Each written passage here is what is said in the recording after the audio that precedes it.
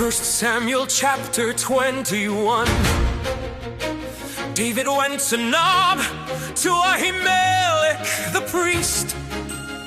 Ahimelech trembled when he met him and asked, "Why are you alone? Why is no one with you?"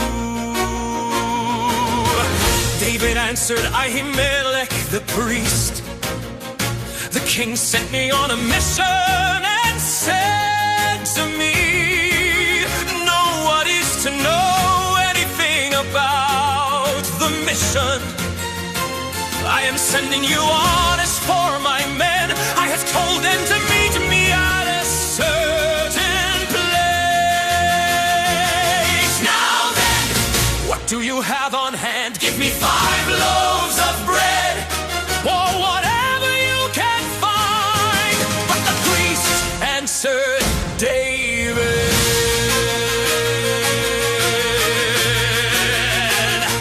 "I don't have any ordinary bread on hand. However, there is some consecrated bread here, provided the men have kept themselves from women." David replied, "Indeed, women have been kept from us, as usual, whenever I set out. The men's bodies are holy, even on missions that are not holy. How much more so today?"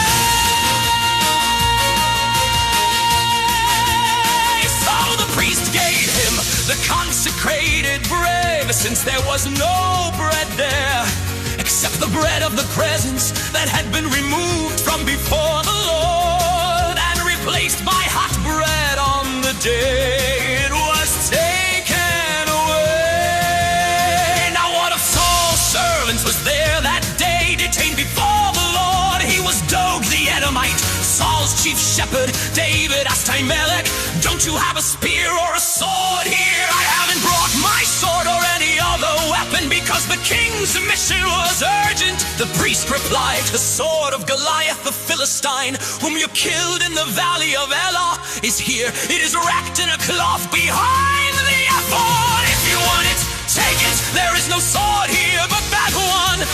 David said, "There is none like it. Give it to me." That day David fled from Saul and went to Achish, king of Gath.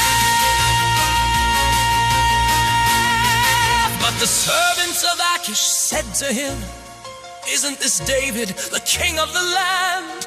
Isn't he the one they sing about in their dances? Saul has slain his thousands, and David his tens of thousands."